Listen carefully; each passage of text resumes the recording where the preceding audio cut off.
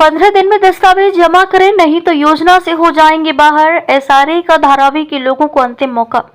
मुंबई की झुग्गी बस्ती धारावी की पुनर्विकास परियोजना का कार्य प्रगति पर है। अधिकारियों ने पात्रता सर्वेक्षण के लिए दस्तावेज जमा न करने वाले निवासियों को अंतिम नोटिस जारी कर 15 दिन में लंबित दस्तावेज जमा कराने को कहा है।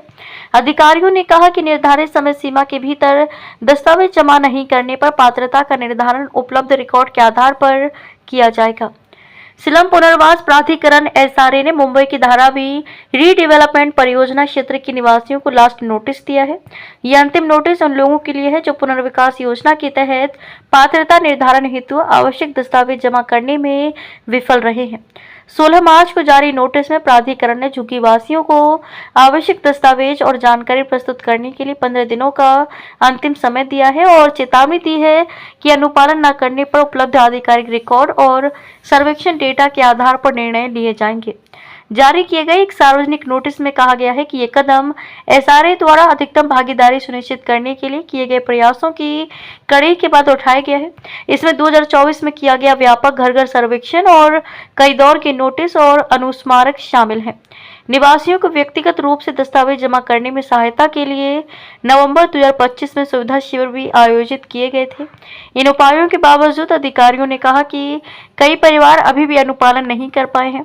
अधिकारियों ने नोटिस में कहा है कि अनुपस्थिति बंद परिसर या घरेलू विवाद जैसे कारणों से कुछ संरचनाओं का सर्वेक्षण नहीं किया जा सका। भागीदारी को प्रोत्साहित करने के लिए सूचना, शिक्षा और संचार आईईसी अभियान भी चलाए गए, जिनसे आंशिक प्रतिक्रिया मिली। एसआरए ने कहा कि अंतिम नोटिस प्राकृतिक न्याय के सिद्धांतों के अनुरूप जारी किया गया है, जिससे निवासियों को पात्रता निर्धारण से पहले एक अंतिम अवसर दिया जा सके।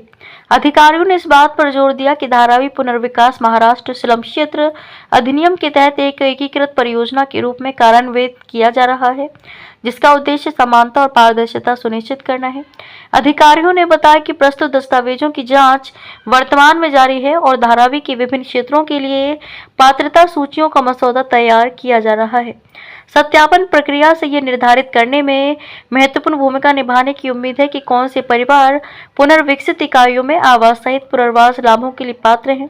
अधिकारियों ने आगे कहा कि इस चरण में सटीक दस्तावेजीकरण सुनिश्चित करना आवश्यक है ताकि परियोजना के कार्यान्वयन चरण में प्रवेश करने के बाद विवादों और देरी से बचा जा सके, जो देश में सबसे बड़े शहरी नवीकरण कार्यों में से एक है।